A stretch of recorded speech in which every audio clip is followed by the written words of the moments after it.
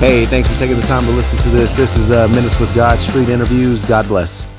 Cool. And let me narrow the question down. What's a good reason why people don't go to church? But it has to be a solid reason. Sundays are for football, man. A lot of people don't go to church because they're doing something, man. No, but I feel like as a culture, like nowadays, everything is like super.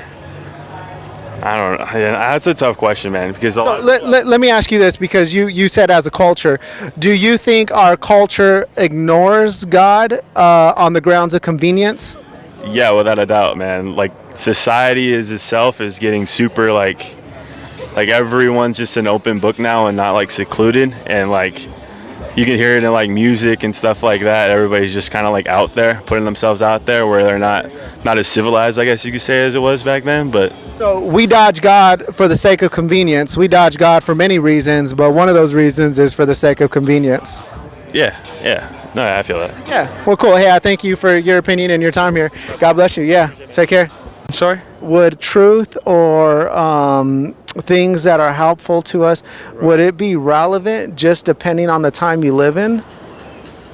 Don't really understand that question. So you said back then they had God in mind, but things have changed. No, so in the sense that, like, you know, times were very different, the people were different. so should anything change? No, I don't think so. I think, like, having like religion and things like that isn't necessarily wrong, and like in God we trust, it's like it's a beautiful concept, I think, isn't it? Like, you know, obviously talking about God, they're talking about Christianity, but I think that, like, in God we trust, and like to put your faith into somebody is you know, into like a religion is definitely like something you should do, but not necessarily you have to do.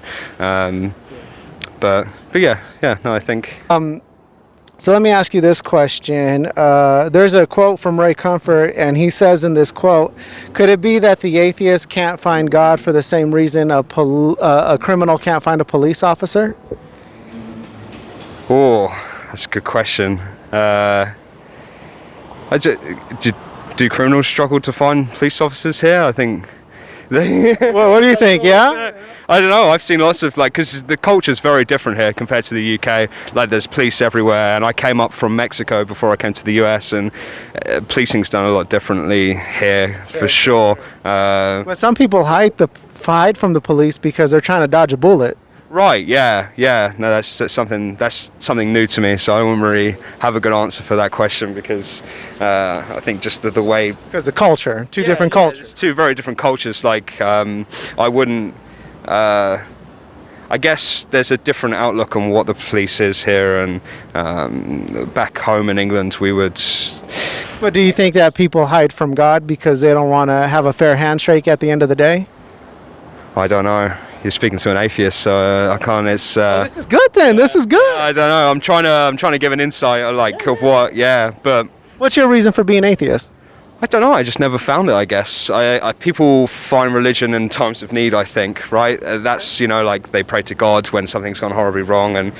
But people also have religion in good times as well, though. Yeah, for sure. Yeah, no, it was just never in my... I went to Sunday school as a kid and things like that, but then I guess as I went older, I travelled and went around different places. I never came back to...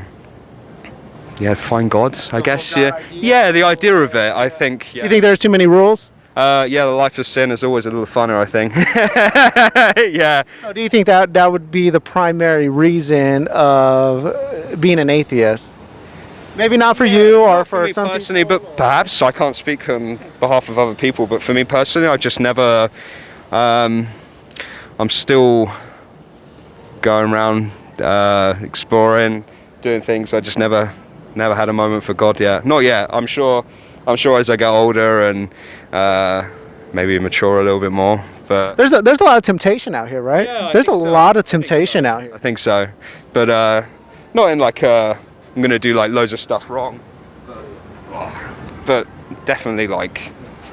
Yeah. Is there anything in your heart at times that says, I need to pursue God because I feel like there is a God at times? I guess we all like wonder that question sometimes, but I don't know. I guess like scientifically speaking and things like that. Like I'd prefer to think there's something bigger that we don't know yet. That's where I come back to religion. I think that it's So scientifically, we look at things from evidence, and and the Bible would say, we can't see the wind, but we know it's there because we could have felt the effect. Right, yeah. And so that would be our evidence. So for the Christian, we can't necessarily see God all the time with those, but we sure can feel the effect of the heart. We sure can feel a heartbeat. And that's why I think religion's beautiful in a way, like, because it brings people together of like all nations and all languages. And So the experience of a God being out there, because the Bible says that there's a loving God out there and he wants us to know him intimately. So that heart pounce, that heart pulse, the thing that tugs us towards that idea of God, or the God of the Bible, or that search for God, is probably God communicating with that kind of evidence to us. Right, I think so. Yeah, absolutely. I just want to stop and remind you about God today. Yeah? That's Okay. it. Yeah. That's it. I thank you for your time. Thank you for this interview. Yeah, no, I appreciate it. They do have that kind of influence because that's just what they believe. Are you a believer? No, I am not personally. No. What causes you not to believe? It's just I was not raised religious, and just looking from an outsider's perspective, there's nothing that really compelled me to believe in the existence of God. Really, it all kind of just comes off as wishful thinking to me, personally. Like, not as in an insulting way. Like I said, there could be a lot of good sides to church in terms of like instilling a sense of community and purpose, and I fault nobody for that. But just me personally, I can't compel myself to believe in something just because I would hope it to be true. Do you ever have a compelling heart that says, "Hey, I need to look into this"? I do occasionally. It's like it does come up in day-to-day life where even influential figures are religious in some way, and they give their own personal take, their own personal approach, which I find fascinating. And in that sense, I do enjoy hearing what other people's approach to spirituality and just religion in general. But in terms of like delving too deep into religious doctrine, I've never really done that much myself. Yeah.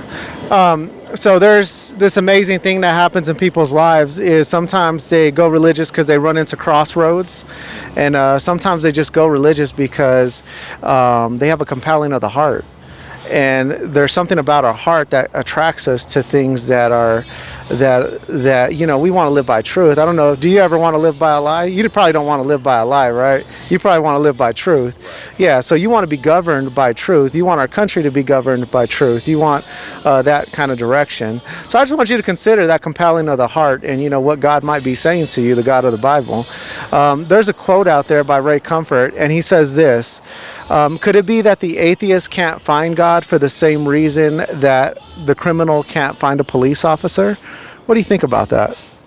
Can't find God for the same reason, as in they're like just not looking for him at all, like just not even consider, like if it's like a consideration thing. I don't think that. I mean, that might be true in some cases, but not necessarily. It kind of sounds like he's saying that the atheist might be dodging God for the fact that the atheist may have to deal with God one day, and God might have to give the atheist a fair handshake. And so they're like, well, I'd rather not acknowledge a God now. That way I could dodge the bullet. But if the bullet's coming their direction at the end of their life, then there's something that they can't dodge. But they would rather dodge the bullet and just kind of duck and, make excuses of why there shouldn't be a God and why the compelling in the heart's there. They kind of might want a detour away from that. And so I think it's kind of like they don't want to deal with a God because at the end of the day, maybe they don't want to change a lifestyle. What do you think about that?